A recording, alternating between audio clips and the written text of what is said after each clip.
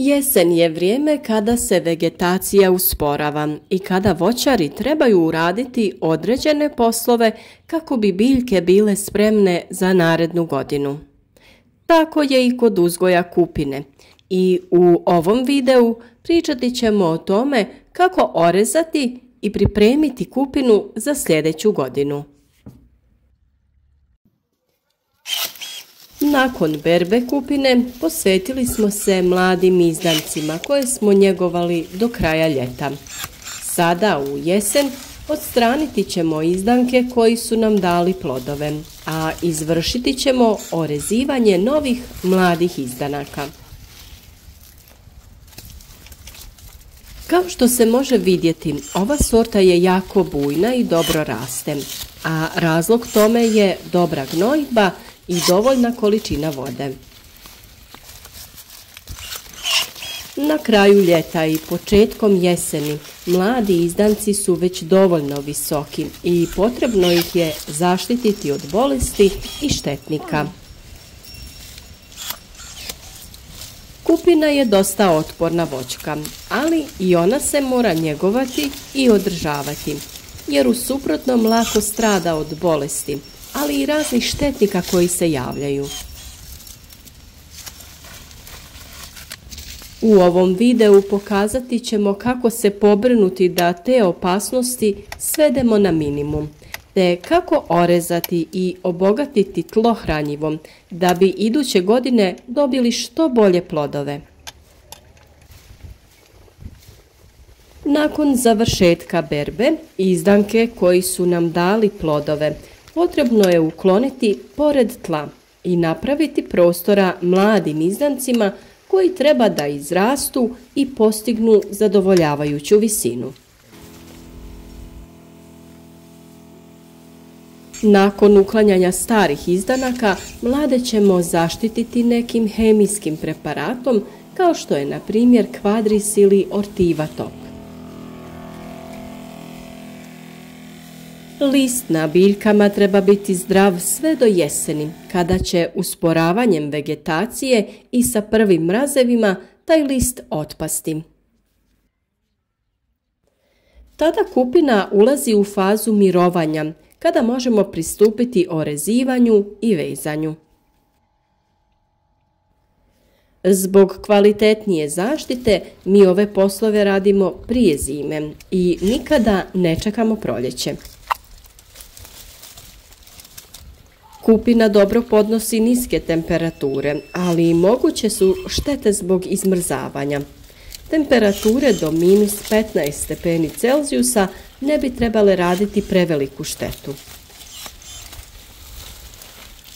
Kupine će lako prezimiti, samo se trebamo pobrinuti da na njoj nema bolesti i da je dovoljno odrvenjala.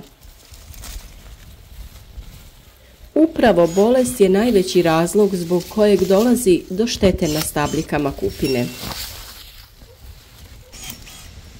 O samoj zaštiti od bolesti ćemo pričati i u drugom dijelu videa, nakon što opišemo postupak vezanja i orezivanja. Ova dva koraka potrebno je prvo napraviti. Povezati ćemo dovoljan, ali ne i prevelik broj izdanaka na naslon, a ostale ćemo ukloniti. Kod većine sorti ostavlja se 4 mlada izdanka kupine. Kao što se može vidjeti, kupina na mladim izdancima redovito daje bočne grane. Ove grane također nastavljaju sa intenzivnim rastom, pa je potrebno stvar držati pod kontrolom. Da bi potakli razgranavanje u toku razvoja mladih izdanaka, može se odrezati izdanak na zadovoljavajuću visinu iznad zadnje žice. Tada će se pojačati intenzitet rasta bočnih grana na kojima su pupovi, koji će nam dati plodove u narednoj godini. Zbog dužeg trajanja vegetacije, bočne grane nekad ne odrvene do kraja, pa se može dogoditi da izmrznu u zimskom periodu. Zbog toga ćemo pri rezidbi obratiti pažnju na njihovu dužinu. Rezidba kupine vrši se na način da se glavni izdanak skrati na visinu iznad zadnje žice, tako da ostavimo 2 ili 3 pupa iznad. Bočne grane, koje mogu biti duge i preko metar ili 2, skraćujemo na oko 8 pupova, odnosno na dužinu od 40 do 50 cm. Ovakve izdanke vežemo i ostavljamo do proljeća. Bočne grane ostavljamo nešto duže da bi ih u proljeće skratili na do 3 rodna pupa. To radimo tako upravo zbog mogućeg izmrzavanja vršnih dijelova bočnih grana. Kupina u jesenjem periodu ima nagon ka razmnožavanju, pa možemo primijetiti da vrhovi izdanaka, ali i bočnih grana, ubadaju se u tlo i jako brzo puštaju korijen. Na ovaj način možemo razmnožiti kupine ako bi proširili nasad ili možda poklonili nekom od prijatelja. Veći broj izdanaka po dužnom metru može dovesti do zagušenja u krošnji, što može biti jako nepovoljno u fazi berbe. Da bi se spriječila pojava bolesti, potrebno je ostaviti veći prostor između biljaka, ali i dužina bočnih grana ne treba biti previše duga. Jednostavno povećanjem broja izdanaka ili dužine grana povećavamo broj pupoljaka iz kojih rastu rodne grane koje daju plodove. Ako previše opteretimo korijenov sistem i samu biljku, ona će nam dati sitnije plodove slabijeg kvaliteta, a i stvaramo povoljnije uslove za pojavu bolesti. Za pričvršćivanje izdanaka koristi se naslon od 2 žice, od kojih je najvišlja na visini od 180 cm. Na prvoj žici je crijevo za navodnjavanje sistema kap po kap. Između prve i zadnje žice nalazi se 1 ili 2 žice. Dovoljna je samo jedna na visini oko 120 cm. Sav višak izdanaka ćemo odrezati i ukloniti iz voćnjaka.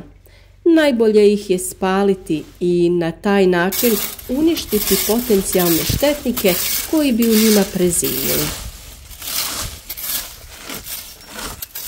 Često se na stabljikama mogu uočiti zadebljanja u stabljici, pa je poželjno da ovakve izdanke odstranjujemo i uništavamo. Naime, unutar zadebljanja nalazi se štetnik koji oštećuje biljku, što može dovesti do sušenja izdanka. Pri rezanju jako je bitno te izdanke odrezati što dublje u tlu. Ako prostor dozvoljava, dobro bi bilo ukloniti stare panjeve koji strše iz tla. Naime, smetaju nam pri obradi prostora oko kupine. Nakon što smo povezali dovoljan broj izdanaka i uklonili nepotrebne, uraditi ćemo tretman fungicidom na bazi bakra. Za to se može koristiti crveno ili plavo ulje, a najbolje preparat pod nazivom Nordox. Sa ovim tretmanom uništavamo gljivice koje mogu uzrokovati pojavu bolesti na listovima u narednoj vegetacijskoj godini. Tretman treba uraditi kada je vrijeme stabilno i bez kiše i vjetra. Potrebno je dobro poprskati stabljike tako da se prekrije čitava površina.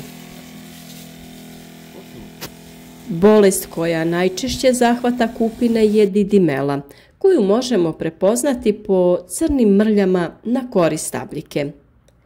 O ovoj bolesti smo pričali i u videu kada smo govorili o malini. Tamne mrlje zahvataju i koru oko pupoljaka, uslijed čega oni stradaju i suše se.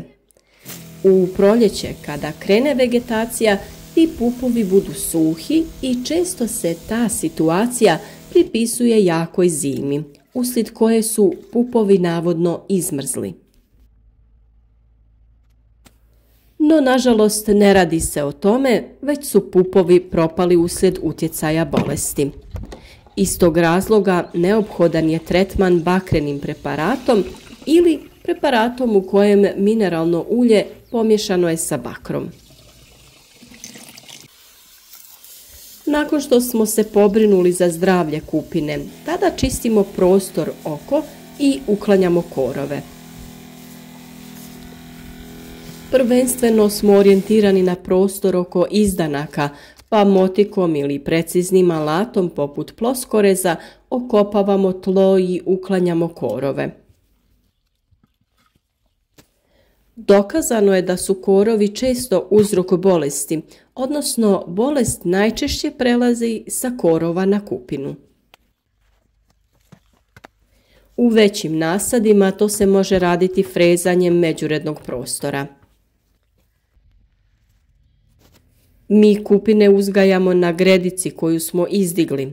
Na ovaj način imamo mogućnost dodavanja malča u prostor oko kupine, što uveliko olakšava borbu sa korovom.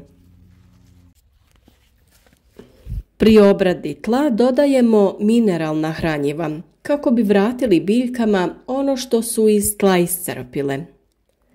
Najčešće se radi o makroelementima koji su sadržani u NPK hranjivima.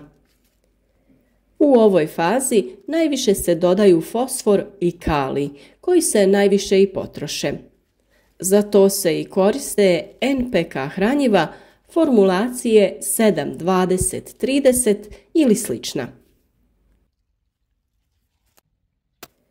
Pored mineralnih gnojiva primjenjujemo i stajnjak, sa kojim obogaćujemo tlo humusom. Naime, humus je jako bitan za kvalitetnije usvajanje hranjivih tvari iz tla, a još bolje rezultate dao je glistenjak, koji dobivamo nakon što kalifornijske gliste prerade stajnjak. Ako je tlo previše kiselo, potrebno ga je vratiti u optimalne vrijednosti, a to možemo raditi dodavanjem građevinskog vapna u tlo. Nadamo se da će vam ovaj video i informacije koje smo dali pomoći u uzgoju vaših kupina i da ćete održati njihovo zdravlje i dobru kondiciju kako bi urod bio što kvalitetniji i obilniji.